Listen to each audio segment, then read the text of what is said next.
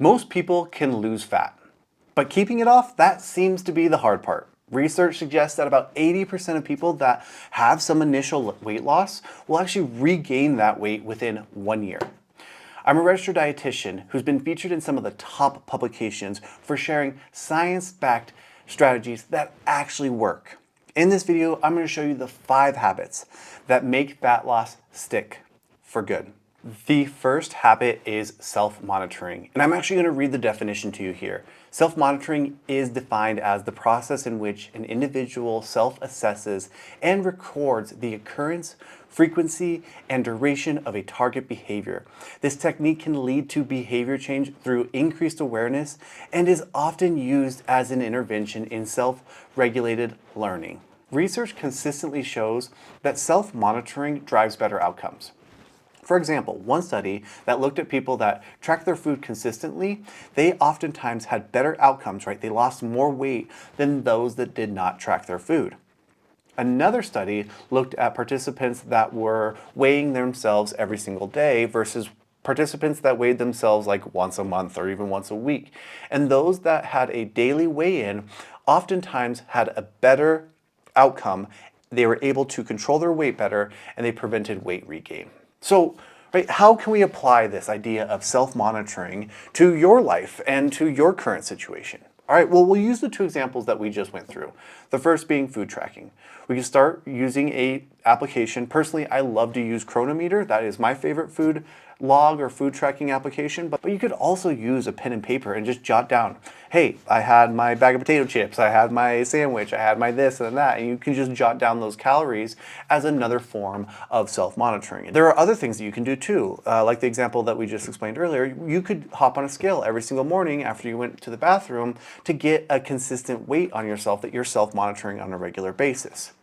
Now, one thing that I will mention during this kind of idea phase, if you will, is during this period of time, you're looking for trends over a long period of time. You're not looking at kind of daily fluctuations because those can be really frustrating. So rather than focusing on maybe a high weigh-in or a high calorie day, focus on a long-term or a more macro scope where you're saying, great, I've averaged X amount of calories, or I've averaged X amount of weights for the past month. This approach works so well because it brings awareness to the forefront, right? Your self-monitoring brings that awareness, then that awareness brings behavior change.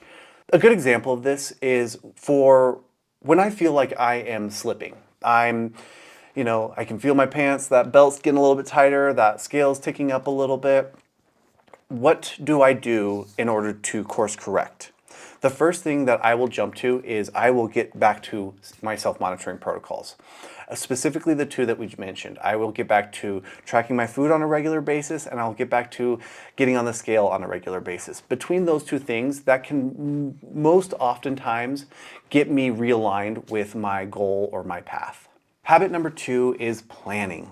Studies show that meal planning and preparation predict better fat loss and diet quality outcomes. People who plan ahead oftentimes eat more balanced meals and are less likely to rely on takeout or snacks. The takeaway is simple. Don't leave your meals up to chance. Plan for 3 to 4 days in advance. Take a few hours to prepare your meals, maybe 1 or 2 times per week. And make sure that you have some staples on hand. Things like staple recipes or even staple ingredients like Greek yogurt or prepped proteins or prepped grains, or even having like frozen fruit or frozen vegetables readily available for you. It doesn't need to be fancy and it doesn't need to be perfect. The key here is it's removing any friction between you and your next healthy meal. For me, Sundays and Wednesdays are prep days. I'll usually spend an hour planning, chopping, preparing for the next few days. This one system has saved me hours later on in the week, and it makes it so much easier for me to stay on track. Habit number 3 is strength training. Strength training or resistance training helps protect your muscle mass and your metabolism during a dieting or fat loss phase. When combined with a calorie deficit, studies show an average of 5.5 kilograms of weight loss while also preserving that lean muscle tissue.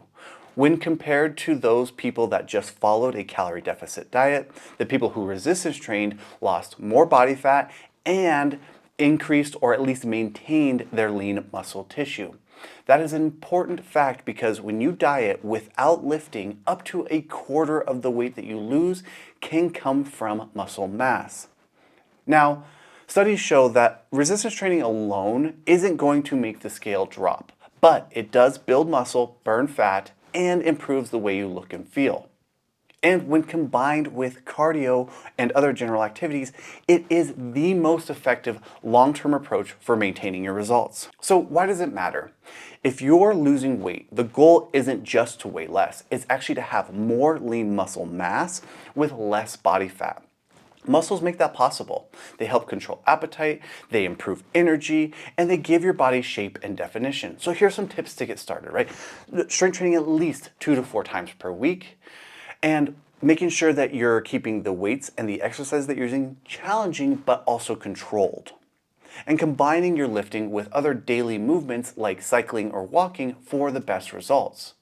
Look, I used to be in the same situation or trap. I played soccer growing up, and I would do cardio 5 to 6 days a week. Now, in the beginning, it worked well. I would lose weight, but I always felt super drained, and I looked really flat.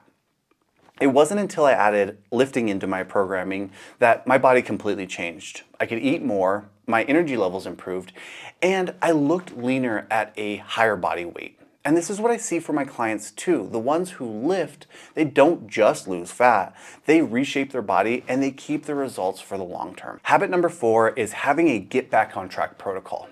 Successful weight loss maintainers don't wait until things are spiraling out of control. They act fast when they start to see that drift. In a large review, they found that these resets really helped prevent regain for the long term. So here's some tips for developing your get back on track protocol. So starting out with having a 5 to 10 pound kind of threshold, right? When you start to see that number go up, you really tighten down on your structure. You get back to tracking, hitting your protein and fiber goals, and really getting back to your activity routine. This approach keeps things calm and simple, right? You don't have to be perfect during this period of time. You just need to act fast to make sure it doesn't, right, spiral out of control.